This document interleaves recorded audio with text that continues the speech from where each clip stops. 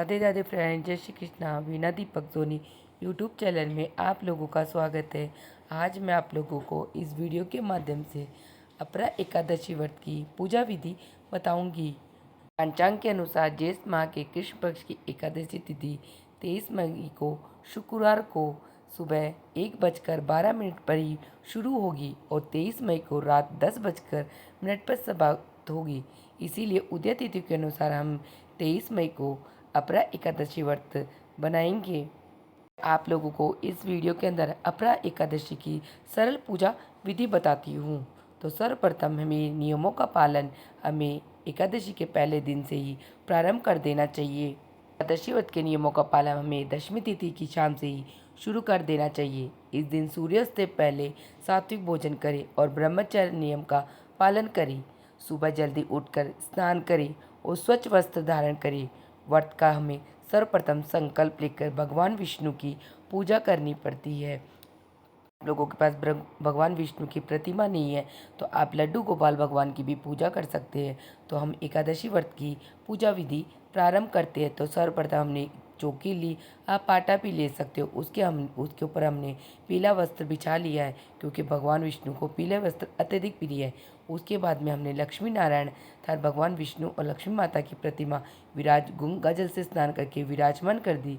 फिर मैंने लड्डू गोपाल भगवान को भी ले लिया क्योंकि मैं लड्डू गोपाल भगवान की पूजा करती हूँ। इसलिए एकादशी व्रत में लड्डू गोपाल भगवान का भी पूजा का अत्यधिक महत्व है। तो आप इस दिन लड्डू गोपाल भगवान को पंचामृत स्नान कराएं।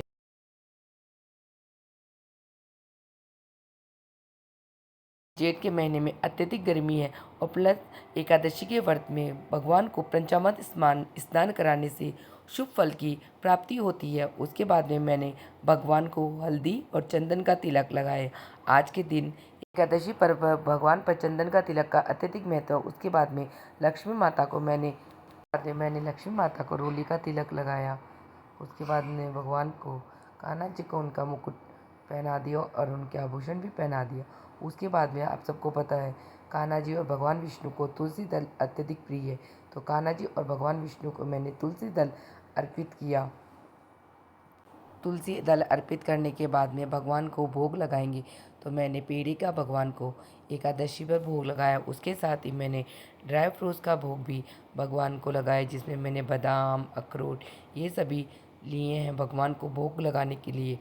उसके बाद में मैंने थोड़े से तिल रख के गणेश जी भगवान के विराजमान किया है। एकादशी व्रत में तिल के अत्यधिक महत्व है। चावल काम में नहीं लेते तो मैंने तिल को रख के और गणेश जी भगवान को विराजमान किया।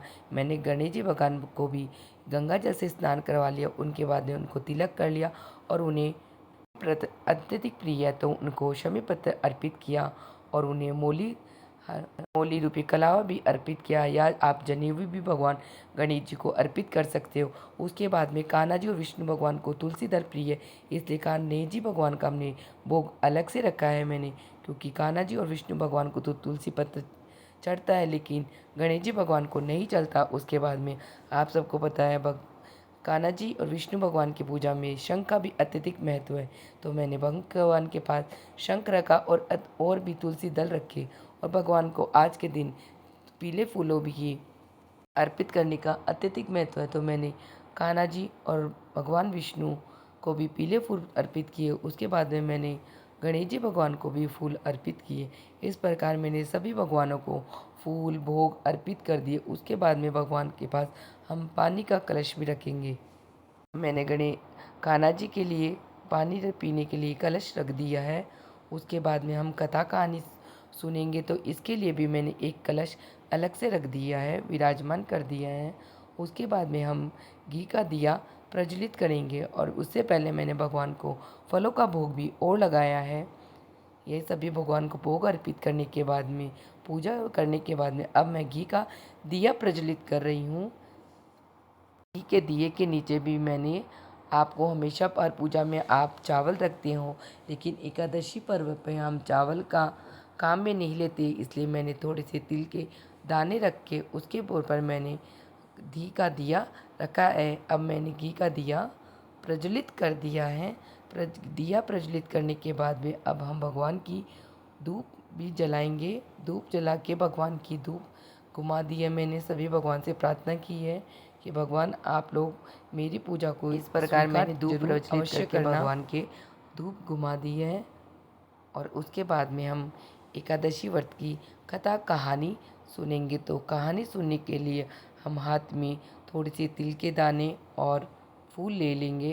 के बाद में हम एकादशी व्रत की कथा कहानी सुनेंगे, लेकिन उससे पहले हम भगवान को पैसे चढ़ा देंगे कि और भगवान से प्रार्थना करेंगे कि कोई कमी हो जाए तो उसे आप देख लेना। उसके बाद में हम एकादशी व्रत की कथा कहानी सुन रहे हैं। कहानी सुनने के बाद में हम कहानी संपन्न होने के बाद जो तिल लिए थे उसे कलश में डाल देंगे। उसके बाद में हम गणेश जी भगवान की सर्वप्रथम तो हम गणेश जी भगवान की आरती करेंगे। उसके बाद में भगवान विष्णु और लक्ष्मी नारायण की आरती करेंगे और भगवान से प्रार्थना करेंगे कि हमारी कोई गलती हो गई तो उसके लिए आप हमें माफ़ कर देना। उसके बाद में अब एकादशी व्रत में ये जेठ का महीना है तो इसमें दान पुण्य का अवश्य अत्यधिक महत्व है, तो आप इस महीने में जल का अवश्य दान करें। उसके अलावा आप ऋतु फल, ठंडे फल इनको भी दान अवश्य कर सकते हैं। जेठ के महीने में अत्यधिक गर्मी होती है तो जहाँ तक हो सके आपको एक मिट्टी के कलश में पानी डाल के उसका भी दान देना चाहिए। उसी के साथ आप पूरे दिन ओम भगवते वासुदेवाय नम मंत्र का आप उच्चारण करें। आप पूरे दिन 1-2 बार तो इस मंत्र का उच्चारण आप अवश्य करें। अगर आप 108 बार इस मंत्र का उच्चारण कर लेते हो तो आपकी सभी मनोकामनाएं जो आपने एकादशी व्रत से रखी है वे सभी पूर्ण हो जाएगी। उसी के साथ आप लोग रात्रि में आप जागरण भी कर सकते हैं। भगवान विष्णु के भजन कीर्तन और द्वादशी के दिन सुबह स्नान करके भगवान विष्णु की पूजा करें। किसी गरीब या ब्राह्मण को आप अपने घर पे भोजन कराएं या उसको दान दें और शुभ मुहूर्त में व्रत का प्रारंभ करें। आमतौर पर अधिकतर हम लोग सूर्य उदय के बाद निश्चित अच्छे समय में व्रत का प्रारंभ कर लेते हैं। और व्रत के प्रारंभ करने से पहले सबसे पहले आप तुलसी दत्त और भगवान का चरणामृत अवश्य करें।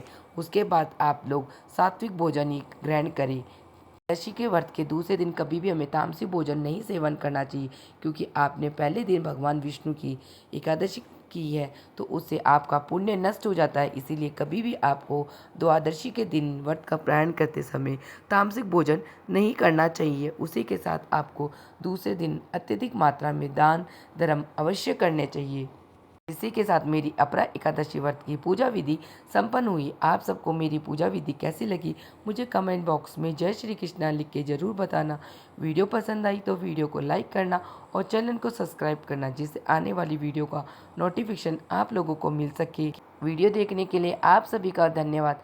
जय श्री कृष्णा, राधे राधे फ्रेंड, मिलते हैं नेक्स्ट वीडियो में।